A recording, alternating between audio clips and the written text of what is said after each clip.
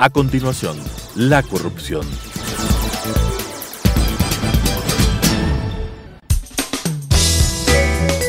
Clasificación B, bajo supervisión de un adulto.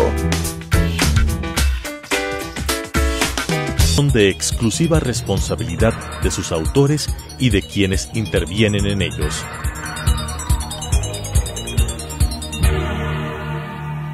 Telesucesos, Canal 29, UHF presenta La Corrupción. La corrupción es una asociación para delinquir entre corruptor y corruptos. ¿Podemos seguir siendo complacientes frente a este flagelo? Con la conducción de Freddy Bravo. La corrupción. ¿Qué tal, amigos? ¿Cómo están ustedes? Bienvenidos. El programa anterior habíamos hablado de temas de deuda y yo creo que era indispensable, y por eso me comprometí con ustedes, invitar a un experto en esa materia. Y me refiero al exministro de Finanzas, a Marco Flores, con una larga trayectoria, economista, analista y experimentado. No se puede pedir más. ¿Qué mejor como para iniciar el programa, Marco? ¿Por qué nuestros bonos son atractivos pese a la crisis de la que venimos hablando? Freddy, muchas gracias por la invitación. Un gusto estar en tu programa. Saludo a tus televidentes y oyentes. Cuando en los mercados internacionales la tasa de interés ha caído tanto, es la tasa, tenemos desde hace mucho tiempo las tasas de interés más bajas de la historia en los últimos 100 años. Cuando Colombia, Perú, Chile, México, entre otros países, colocan bonos, están colocando a tasas bajas, alrededor de un 3%. Entonces por ahí aparece un país como el Ecuador que coloca al 9 y al 10%, eso resulta atractivo.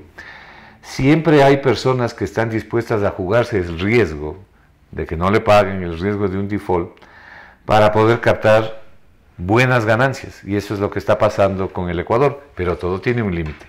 El debut del gobierno de Correa nos metió en un default, y creo que a estas alturas hay alguna novedad respecto de un riesgo en esa línea, pero el 2007 como que parecería que fue planificado y que hoy puede ser resultado de una secuencia de cosas. ¿Qué nos puedes decir al respecto? Mira, en la segunda mitad del año 2007 y hasta el 2008, los funcionarios de gobierno con Correa a la cabeza y el entonces ministro de Finanzas Patiño se pasaron diciendo sí pagamos, no pagamos, sí pagamos, no pagamos. El precio de los bonos cayó a límites terribles, cayó al 10% de su valor nominal. Finalmente declararon el default. El default es la cesación de pagos unilateral. El Ecuador finalmente dijo, no pago. Dos países en Sudamérica que han declarado un default. Bueno, Argentina. Colombia, sí, hace tiempos Colombia. Venezuela, ¿no? El más reciente, hace pocos días, hace pocas horas.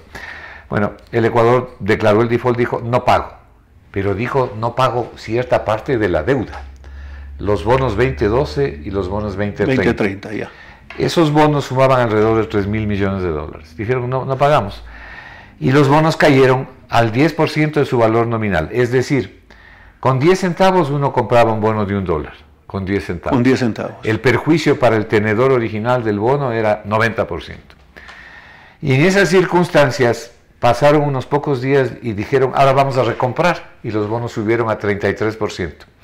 Seguramente debe haber habido quienes compraron a 10 centavos, o a 15 o a 20, y lograron vender a 33. Fue un gran negocio. Pero entre el no pago y el pago y la recompra, hubo la decisión de pago. Es decir, el 12 de febrero del año 2007, con recursos ingresados al país de la Corporación Andina de Fomento, pagan 135 millones de dólares. Y del Seguro Social también. Exactamente, para eso ya habían caído los bonos. Claro, sin duda por alguna. el discurso de no pago. Sí, sin duda alguna. Es decir que, pido que a los televidentes les expliques. El Estado reunió, hizo un paquete de más o menos 1.000 millones de dólares.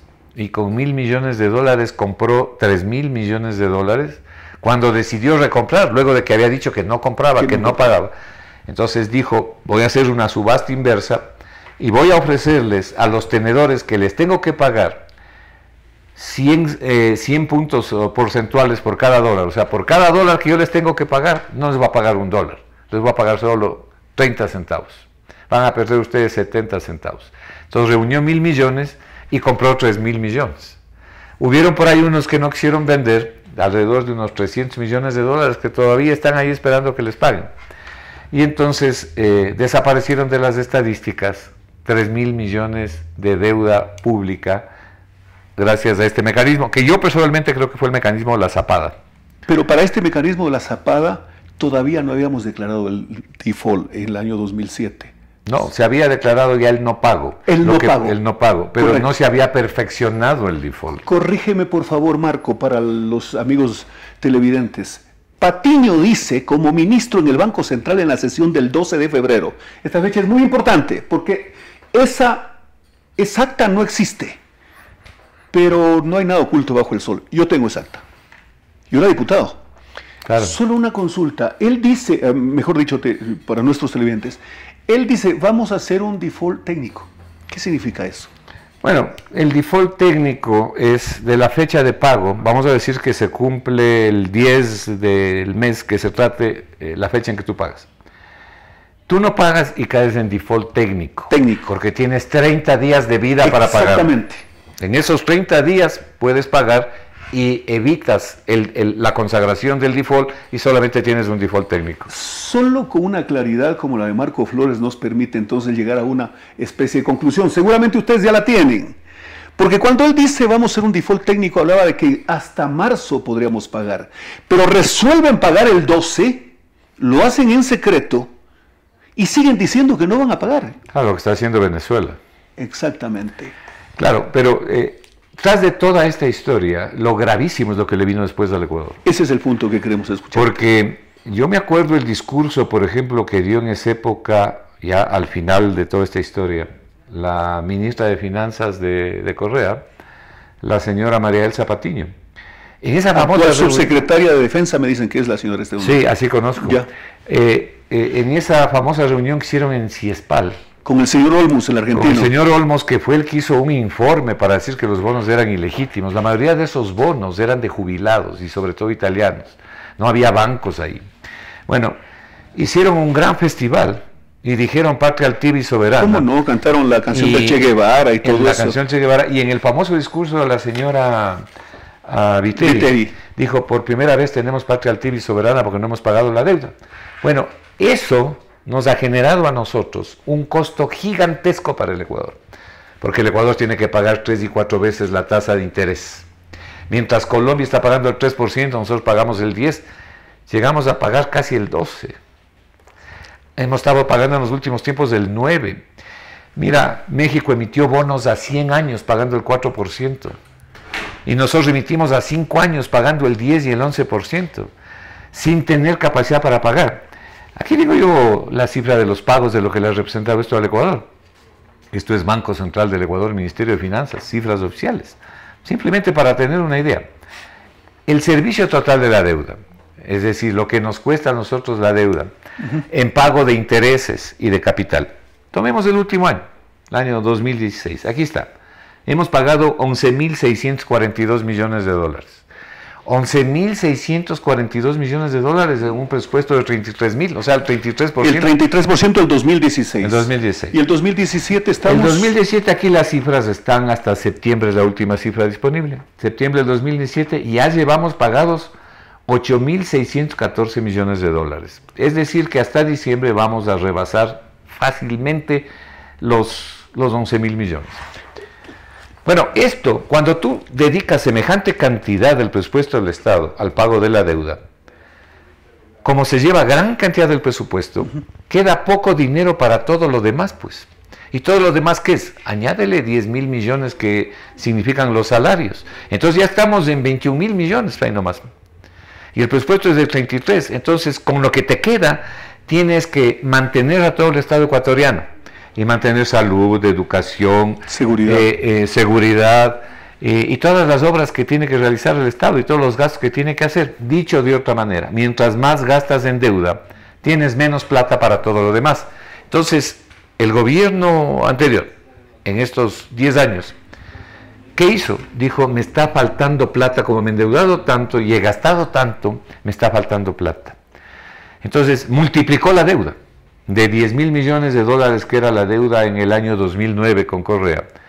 Cuando se fue Correa, la deuda es de 60.000 millones de dólares, no es 43.000 millones. Las obligaciones por pagar rebasan los 60.000 millones de dólares. La multiplicó por 6.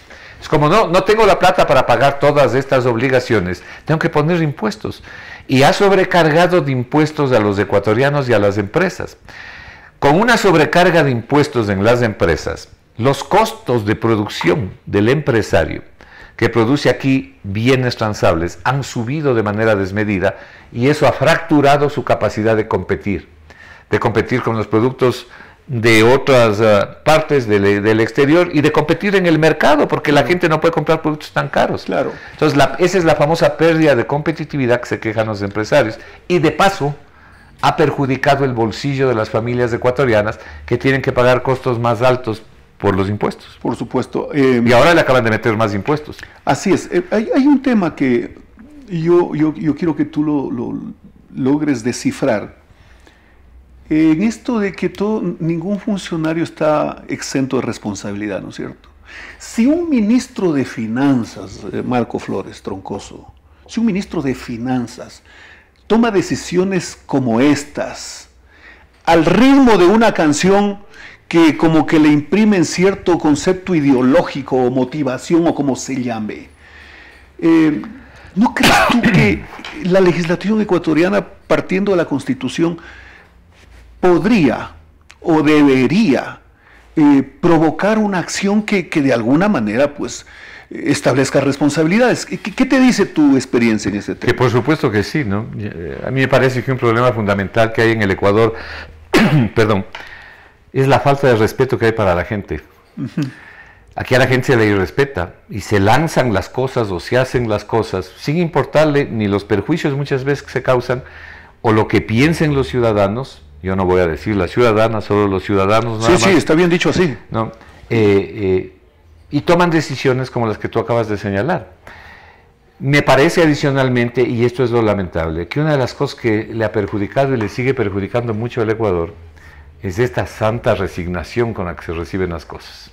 Yo creo que la resignación con que los ecuatorianos recibimos las cosas, casi la apatía, en muchos casos, nos ha perjudicado muchísimo, ¿no? Porque la gente tiene derecho, primero tiene que cumplir sus obligaciones, pero tiene derecho también de reclamar sus derechos. Pero claro. Sus garantías. Claro. Y entonces ahí es donde fallan este tipo de cosas. Hemos escuchado en más de una oportunidad algunos personajes que hacen opinión, pero además me llamó la atención y quisiera tu opinión en ese sentido. Cuando el contralor Pablo Celi habló de auditar la deuda, se prendieron unas alarmas en el sector correísta de la Asamblea, en el sentido, no, usted no puede hacer nada sobre ese tema, porque además la enmienda del 2015 lo prohíbe. Muchos recién se enteraron de que la Contraloría una vez más había sido una especie de había sufrido una especie que la habían trasquilado, como cuando le quitaron la competencia de los informes previos para poder firmar contratos. El Contralor de la República, auditando la deuda externa, puede de alguna manera ser no la pieza, sino puede provocar el documento como para iniciar una investigación seria sobre el tema de deuda, que no es tan sencillo como para tratarlo en segundo plano, no es un asunto de primera plana. Pero sin duda alguna, mira, en el año 2002, en el Ecuador se expidió una ley que era la Ley de Responsabilidad Fiscal. Esta Ley de Responsabilidad Fiscal, entre otras cosas positivas, ponía límites. Sí, señor. Gobierno del doctor Gustavo Noboa. Sí, ponía ciertos límites a variables fiscales fundamentalmente. Por ejemplo, al déficit fiscal. Te ponía un límite. Usted no puede endeudarse más del 3,5%. Sí, señor. Te ponía un límite al gasto público. Señor, usted no puede pasar más del 40% del PIB. Te ponía un límite al déficit y al endeudamiento de los gobiernos provinciales, de los gobiernos locales, de los GATS. Bueno, se ponía límites al déficit, el Banco Central no podía dar crédito al Estado ecuatoriano, ni plata de las reservas se sacaba para financiar el déficit como se ha hecho ahora. De manera que por ley esto estaba prohibido hacer. Vino el gobierno del señor Correa y no es que cambió el articulado, sino que derogó la ley. Sí, señor. Y luego de derogar la ley, hicieron una ley a su medida. La ley del Código de las Finanzas Públicas, en donde eliminaron todas estas disposiciones y dijeron, juego libre, aquí el Estado soy yo. Y yo digo aquí lo que se hace. Bien, lo único que dejaron es el 40%, la relación de deuda-PIB no debe pasar del 40%. Ah, pero los últimos días del correísmo eso es lo que dejaron ahí, escrito, pero eso les molestó después. Claro. Y dijeron, bueno, esto nos está molestando, tenemos que eliminar. Bajemos la deuda, ¿cómo lo hicieron? Entonces ahí vienen varios inventos y varias mentiras, porque son mentiras, ni siquiera inventos, sino mentiras. O sea, bajaron no pagando. ¿Bajaron de qué manera? Correa, en el Código de las Finanzas Públicas, ¿sí?, introdujo un artículo que, si la memoria no me es infiel y casi estoy seguro que es el artículo número 123. En ese artículo dice que todos los endeudamientos a 2 años plazo no son endeudamientos, sino que deben considerarse solamente operaciones comerciales. Es decir, si yo me endeudo a 360 días y estoy pagando interés por eso, ¿cómo se llama eso? Se llama deuda, pues. Sí, por favor. Bueno, él dijo, de hoy en adelante esto ya no es deuda. ¿Qué más no es deuda según él? Pero espérame un segundo, hasta 360 días. Y en esos 360 días está lo gordo y lo grueso de los anticipos petroleros y de las deudas con petróleo. Que ahorita acaba de hacer una denuncia al exministro Santos y dice, Fernando Santos Albite, tomando las palabras del actual ministro de Energía, el señor Carlos Pérez. Resulta que ahora sabemos que el Ecuador está debiendo en petróleo 500 millones de barriles. Debe en petróleo. Debe en petróleo 500 millones de barriles. Eso significa... Esto significa, ponle a $50 del barril, que es lo que está, ahora está más, pero con el castigo $50, significan 25 mil millones de dólares de deuda que tiene que pagar el Ecuador. Eso no está, pues, básicamente en las estadísticas de la deuda. No está en las estadísticas. Pero hay algo más que no está. Hay algo más. Bueno, no están los CETES, no están todos los papeles, los financiamientos de menos de 2 años dados por el Banco Central. Pero fíjate la barbaridad que hicieron. Los CETES son los certificados de tesorería. Para nuestros oyentes. Sí. Ya. Pero más que los CETES, fíjate la barbaridad que hicieron. El Banco Central comienza a sacar plata de la Reserva Internacional. Correcto. ¿Cuánto sacaron? ¿Cuánto terminaron sacando? 8 mil millones de dólares. 8 mil millones de dólares. ¿De qué forma lo hacían? Cuando simplemente debitaban de la reserva y recibían bonos a cambio y le entregaban al Ministerio de Finanzas o a la banca pública. Debitaban de la reserva, ¿y quién emitía los bonos? El Ministerio de Economía. El Ministerio de Finanzas. Y algunas instituciones públicas. Y hay un asunto adicional por ahí que lo quieren perfeccionar con este nuevo proyecto de ley. Claro, está en el proyecto de ley, hay un artículo que dice, mira, al Banco Central, hace más o menos unos 2 meses, de la plata que le debían, que era plata en dólares, de los verdes, el Banco Central le entregó plata que no le pertenece al Banco Central. ¿Qué es de los depositantes? Es de los depositantes. De los GATS. Claro, de los GATS y sobre todo de la gente que deposita en los bancos su plata, ¿no? De los consejos provinciales. Los consejos provinciales y de las familias y las empresas, pues que depositan en los bancos privados. Y que van al Banco Central vía encaje o vía sobreencaje. Bueno, tomaron esa plata y les entregaron al Estado para el déficit, para el gasto público, para la fiesta. Entonces, resulta que a la hora de pagar, como eran operaciones de menos de 2 años, no les ponían en estadística de la deuda. Y a la hora de pagar, no tuvieron la plata para pagar. Entonces dijeron, de una vez mandemos esto, por lo menos hagamos operaciones de 5 y 6 años. Y como no tuvieron la plata, cogieron acciones. Las acciones, por ejemplo, de Ban Ecuador, y le dijeron al Banco Central, mire, le voy a pagar exactamente 2.173 millones de dólares con acciones. Usted me dio plata, pero yo le doy papeles. Eso que hicieron es ilegal. Pero ya lo hicieron, ya quedó registrado en el Banco Central, lo que significa un perjuicio gravísimo del patrimonio del Banco Central. Ahora, para legalizar esto, y no solo para legalizar esto, sino para dejar la puerta abierta, en el proyecto de ley enviado a la Asamblea ponen un artículo que dice que el Banco Central estará obligado a recibir los papeles que en definitiva le puede entregar el Ministerio de Finanzas para pagarle las deudas. Dígase acciones títulos, del Banco del Pacífico. Bueno, de cualquier entidad del sector público. De TAME. Claro, de Seguro Sucre, por ejemplo. De Seguro Sucre, Sucre, ese es un tema que yo creo que por ahí van. Entonces, imagínate lo que esto significa para el patrimonio del Banco Central. Terrible. Esto nunca ha ocurrido en la historia del Ecuador, nunca. Bueno, si ese fuese un deporte olímpico considerado mañana, tendríamos medalla. Y no nos la gana nadie. Pero negra. Sí, por supuesto. Marco, dijo algún día el ex premio Nobel de Literatura, Vargas Llosa, que Correa que Correa tenía una facilidad para decir y hacer imbecilidades, que era monstruosa. Lo dijo él, lo dijo en la CNN, etc. Yo te pregunto, ¿dónde encaja esta imbecilidad del ministro de Finanzas que dijo que eso es como deberle a la esposa? Cuando hablaron de un tema de deudas. Sí, bueno, es una solemne tontería, ¿no? Sí, es sí. Una solemne tontería. ¿A qué se refería este hombre? Es que la segunda parte de lo que se hizo en el gobierno de Correa, y lo hizo personalmente él, es que no contentos con ese famoso artículo 123, que establecía que lo que es menos de 2 años no es deuda, así se paga interés. Entonces simplemente borraron de la estadística. No es que no se debía, sino que no registraron. Como borró del registro el señor Espinosa, que se acaba de ir a la casa de la deuda del Seguro Social. Por decisión del Contralor General del Estado. Así mismo es. ¿Ya? Bueno, pero hicieron otro invento, vinieron con otro invento. ¿Y cuál fue el invento? El señor Correa expidió un decreto, que es el decreto 1218, ¿ya? En el año 2014, me parece que en octubre del 2014. El decreto 1218, en el cual dice, primero mienten solapadamente porque dicen, como dice el Fondo Monetario Internacional en su manual. Se tomaron el nombre del fondo que repudiaban y los mandaron que les vaya bonito. Claro, en una aproximación, en una interpretación libre y abusiva, porque absolutamente es mentira, el fondo nunca ha dicho eso. Más bien dijo lo contrario en los informes. Y el fondo tampoco nunca se fue. No, por supuesto. Ya. Entonces, ese decreto que dice, de hoy en adelante vamos a calcular la deuda pública de manera diferente. Y lo dice por decreto. Sí. Dice, con base a lo que yo mismo hice en la ley del Código de las Finanzas Públicas, emito este decreto, y ni siquiera a la ley, sino al reglamento de la ley. Modifica el reglamento de la ley, y por el reglamento modifica la ley con base a un decreto. ¿Y qué dice?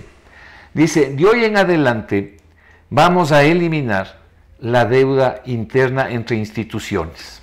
Eso es deberle a la mujer. Eso es lo que dijo este señor, que deberle a la mujer. Y de un plumazo se bajaron 11.270 millones de dólares. Y la deuda que ya estaba por sobre el 40% violando la ley, dijeron, bueno, ahora ya no es eso. Bajó. Ahora es 11.000 millones menos, siga la fiesta. Y la fiesta siguió. Y las emisiones han venido todo este año de mayor nivel de deuda con bonos del Estado. Si el Contralor del Estado destituye al presidente del directorio del IES por haber eliminado un rubro importante, si así lo procede con él, bueno, pues podría hacer lo mismo con las autoridades del Banco Central. Claro, lo que debe hacer, y yo creo que ha habido el anuncio, y entiendo que lo estarán haciendo, es la auditoría de la deuda, ¿no? Correcto.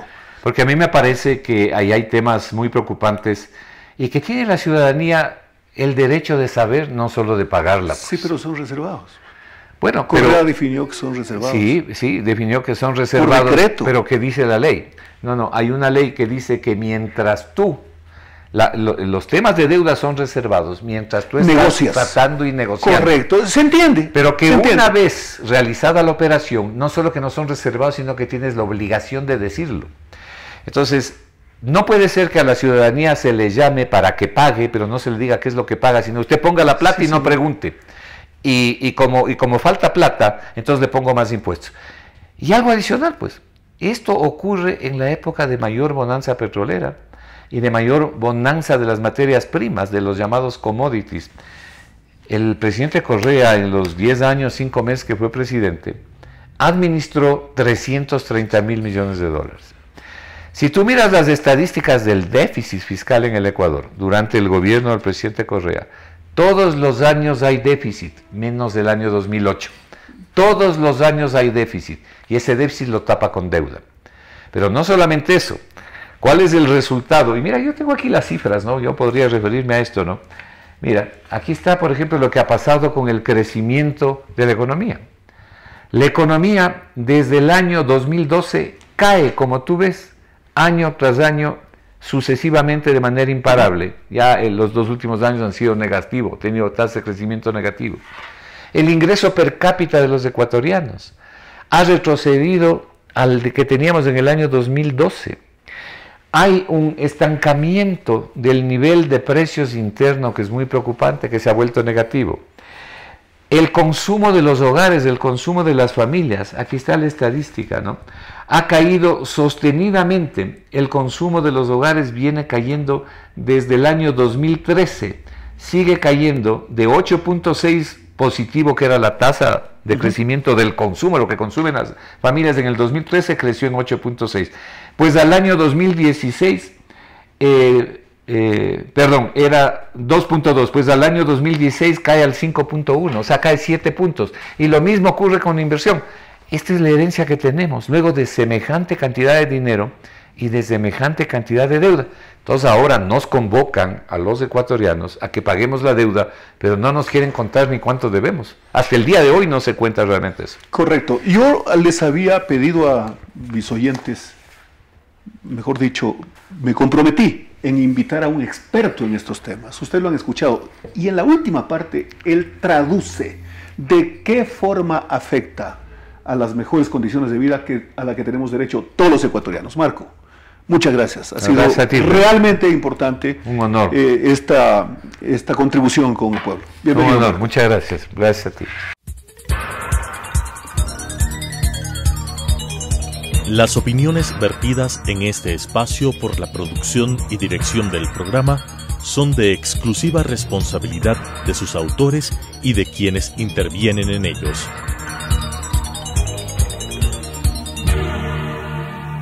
Telesucesos Canal 29 UHF presentó La Corrupción. La corrupción es una asociación para delinquir entre corruptor y corruptos. ¿Podemos seguir siendo complacientes frente a este flagelo? Con la conducción de Freddy Bravo. La Corrupción.